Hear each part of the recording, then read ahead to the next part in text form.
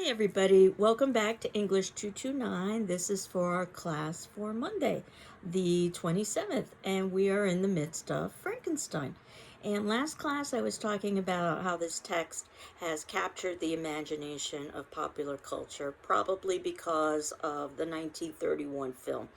And you'll see in the notes below that I've indicated some of the major points that I talked about last class, that in the credits, the novel is giving attribution to Mrs. Percy Shelley, which I think shows some of the sexism associated during the time of the film. And certainly, what we've got is a very interesting text because while it was written in the 1800s, it was written by a female. And oftentimes there are conversations about how that text can be read as a feminist text when we have such a male centric novel.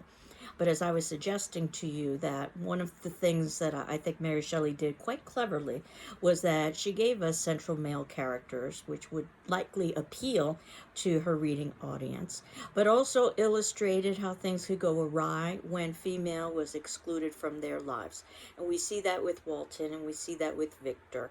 And quite interestingly, when we get to the creature's tale, he talks about his need for companionship, and certainly we've got sympathy and empathy for the creature at this point. But his request can also be seen as somewhat sexist in the sense that he doesn't much care about the feelings or the concerns of this companion. His primary motivation for having a companion is to satisfy his needs and desires, not necessarily to satisfy her needs and desires. However, if we were really going to read this text and look for female, I would suggest that all of the long passages about nature are particularly important because nature is oftentimes viewed as the feminine. And notice how often it is when we're given characters who, when surrounded by nature, they are doing much better emotionally and physically than when they isolate themselves from nature and the natural world. And certainly we see this with Victor.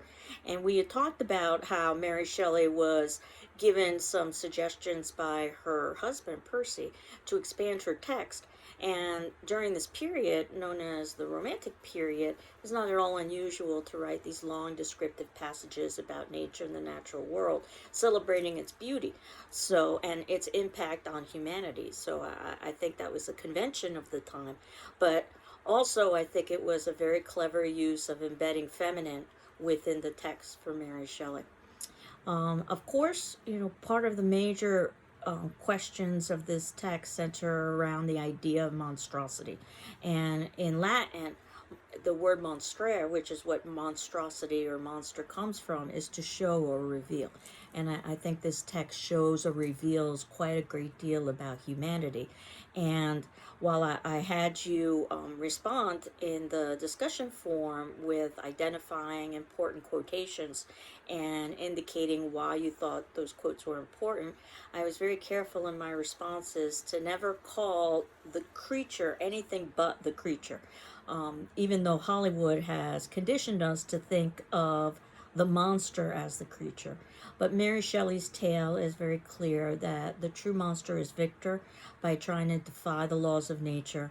And he's even more monstrous because he abandons the creature and doesn't live up to his responsibilities, which is one of the modern day parallels in this particular text. You could say that this text very much examines what happens with an abandoned child and how much of the child's behaviors are attributed to its rearing or its nurture, if you will. We were talking about nature versus nurture. And how much can we excuse because of the terrible upbringing? It's a question we grapple with in contemporary society as well. But ultimately, you do have to get to the point where, despite one's upbringing, one needs to take some responsibility for one's actions. And that, of course, is how we see the creature's negative side. But even in the Hollywood portrayal of the creature, what we see is a creature that's been abandoned and that is misunderstood and is taunted and tormented, and that justifies, I think, some, if not all, of the creature's actions. Of course, that Henry Victor name switch in the film is very confusing, and I suggested it had to do something with the political temperaments of the time and some of the tensions that we were having with Germany, and Victor being a very German kind of name. And of course, we began with the title page and talking about how Frankenstein is not the name of the creature, but it's the name of the creator, a creator who never names his creature, one of the primary responsibilities of being a parent.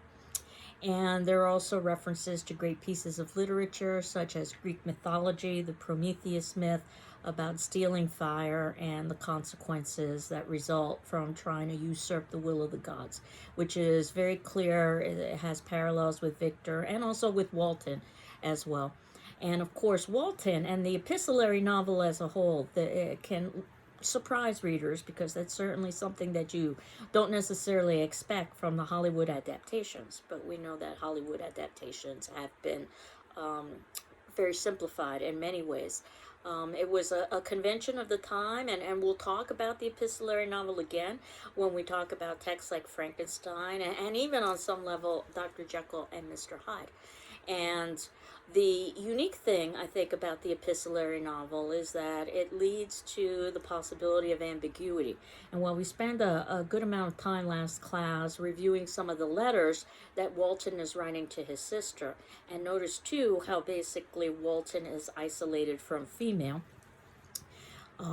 what we end up perhaps forgetting as the tale continues and we start getting Victor's story and, more importantly, the creature's story, is that all of this is told from Walton's perspective. So again, we can never necessarily be certain of the validity of the tale. That said, that's going to be today's attendance question, by the way. I wanted to get a sense as to what you thought of the epistolary novel, and if you thought it was something that was effective or not effective. I also wanted to draw your attention to Victor's motivations. And we assume that it has a great deal to do with Victor's loss of mother, the loss of a female figure in his life, and his desire to try to usurp death. And regardless of whether or not we want to read this as a science fiction text, oftentimes there are parallels with things like cloning, which is another way that we can view this text from a contemporary perspective, and what are the ethical and moral obligations of creating a life unnaturally. Some might even argue this could be taken to the point of artificial insemination. Not that necessarily Shelley would have been aware of some of these medical breakthroughs after her lifetime. And of course, there are questions about artificial intelligence now as well. And what are the moral and ethical responsibilities? And can one control artificial intelligence, or will artificial intelligence control us? Part of that servitude and mastery idea we saw in Frankenstein about being a slave or a master to passion. But of course, ultimately, this is a Gothic literature class, so we're looking at the Gothic elements within this particular text. And obviously, the setting is quite Gothic, that very canonical creation scene where it's a dreary night in November. I can't think of anything that couldn't be more Gothic. So much of this tale is macabre, and not just the idea of trying to usurp nature. But think about what Victor is doing. He's basically visiting charnel houses in order to be able to get an assortment of body parts in order to put together his creature. Mary Shelley doesn't get into the details of that, and notice that she stays away from what Stephen King might call the gross out, and instead it's left more to our imaginations. Which is usually more effective in the sense that our imagination can usually supply something that's much more horrific than anything an author can provide us with. We also talked about the idea of doubling in Gothic tales, and this idea of a doppelganger, that we've got another entity someplace that is a representation of ourselves, our double. If you know Jordan Peele's film Us, then you know about that idea of doppelganger. And certainly notice the doublings and the triplings that go on within this particular novel, that Walton can be a double of Victor, and Victor can be a double of Walton. and Victor can be a double of the creature, and the creature can be a double of Victor. And then all three, or all three, Walton, Victor, and the creature have commonalities embedded within them as well. So I think that this idea of doubling is something that we'll also see when we read other texts, whether it be Edgar Allan Poe, who's going to be our next author, or the ones that follow. There are also elements of morality. Stephen King had talked about how Gothic tales are ultimately morality tales that have lessons within them. And definitely the idea of this tale is for Victor to teach Walton something. I don't want to give away too many spoilers if you haven't gotten to the ending of the novel yet, because we still have one more class devoted to Frankenstein. But when we do talk about the ending of the novel, we'll talk about how this is supposed to be a cautionary tale for Walton and how Walton responds. This idea also of isolation, which we see very much in Frankenstein. Things go very badly for Victor whenever he isolates himself. Walton is isolated, things are going very badly. The creature, in its forced isolation, obviously is driven to, one could say, a level of madness. Don't expect isolation to be a good thing in the world of the Gothic. One of the commentaries in the Gothic is the importance of community and relationship, and when that is sacrificed, there are usually some pretty negative consequences to that. Death and rebirth is also something that we can expect to see in the Gothic, either literally or figuratively or some combination thereof.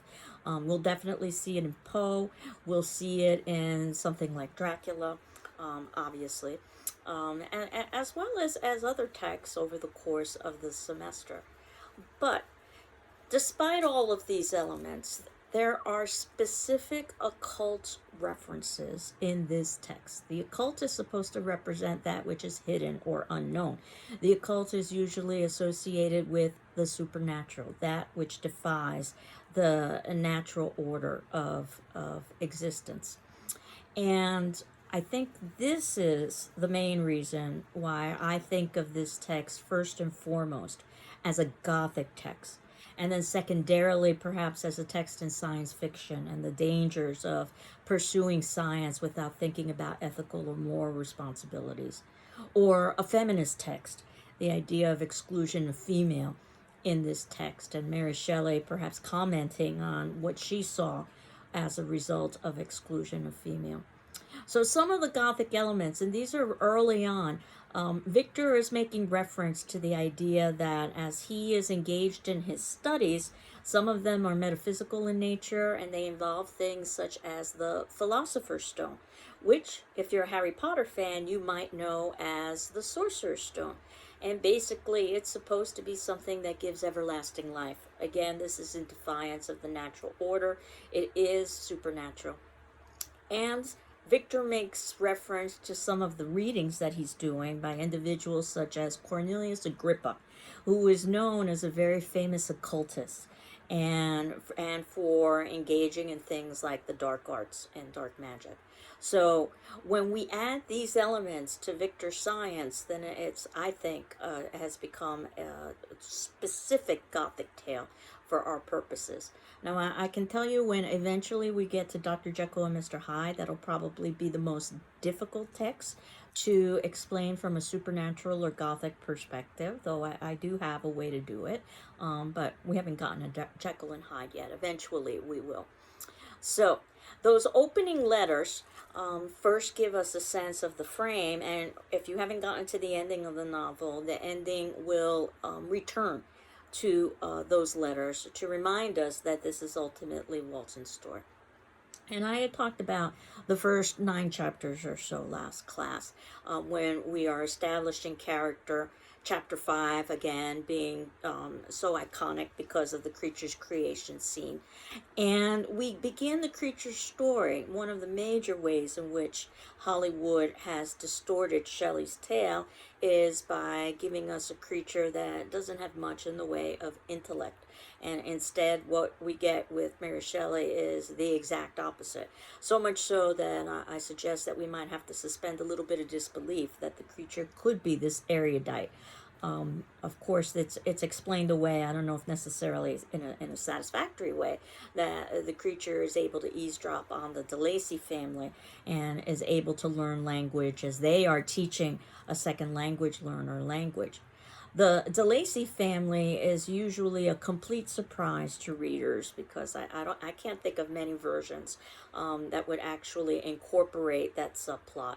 In part because it's fairly easy to delete it and is still not sacrifice some of the major elements of the tale.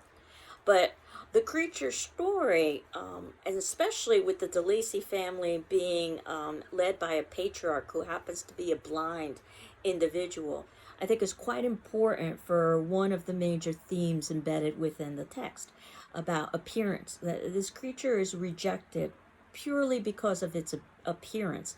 Obviously, it illustrates intellect, and there are several instances where we see that its initial inclination is to be benevolent by helping the DeLacy family, for instance, or to try to save a drowning girl, which is portrayed differently in the film. He's playing with the girl and he throws her into the water, not understanding the repercussions of what could happen by throwing a person into water. But it's much more obvious in the text that he's trying to engage in a good deed. Even after he's been rejected by the DeLacy family, he tries to save a drowning girl. And he's rewarded by being hunted and being rejected. So this text, I think, works particularly well with what we oftentimes call the isms in society. Sexism, racism, classism, ageism, and oftentimes these are based on appearance rather than on any necessarily qualities that could be quantified. And the importance of appearance is something that's illustrated with the blind DeLacy because he's ready to accept this creature until finally it turns out that the rest of his family comes and they're so horrified by its appearance that their initial response is to reject it. Now you remember that Victor had talked about in the earlier on in the novel that his intention was to create something that was beautiful, and for whatever reason, what ended up occurring was the exact opposite. Whether that is a commentary on how intention can deviate from actuality. But if the creature had a different appearance, the assumption is that it wouldn't have been rejected in the way that it was. And I can't remember if I made this reference in an earlier class about how normality is basically a social construct. And the example I use with this about what's considered normal, what's considered beautiful, or what's considered preferable is a short story anthology on television entitled The Twilight Zone. And its original airing, it used some of the best short story writers of the day in the 1950s. And one of their short episodes was entitled Beauty is in the Eye of the Beholder. And basically, it's a disfigured woman who's going through plastic surgery. The assumption is to change her appearance, but we never get to see her face. It's covered in bandages. And when the bandages are removed, we see her face. And by all accounts, we would think that the surgery is quite successful because certainly by our standards, she appears to be beautiful. But the twist, as there usually is in a short story, is that in this society, what we consider beautiful is ugly, and what we consider ugly in our society is beautiful. Because as the camera pans out to the doctors, whom we haven't seen up until this point, their appearances are what we would consider disfigured, and that goes to illustrate how beauty is indeed in the eye of the beholder.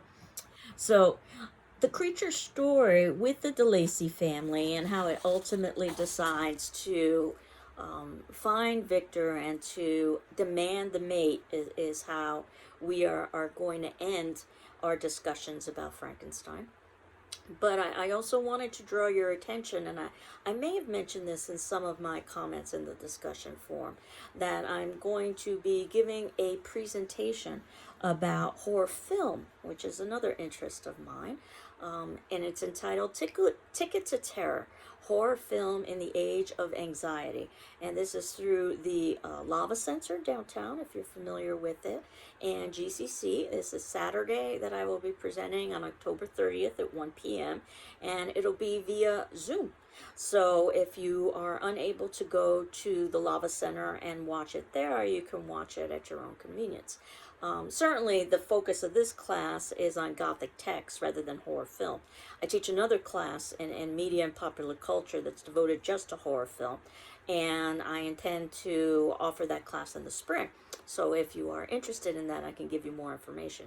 But you can see that in the notes below, I've included a link where you could find out a little bit more about this presentation, where I talk about horror film as examining many of the social issues of our day, such as age and race and class and gender. And I span from what's usually considered the early days of horror film. What's usually considered the first horror film is The Cabinet of Dr. Caligari. And then we move all the way forward to finally we end with Jordan Peele, not his film Us, but with his film Get Out. And I try to talk about film from a decade perspective, starting from the 1920s and then ending with the 2010s, and we'll see what the 2020s reveal. So if you are interested in finding out more about that, you can click on the link.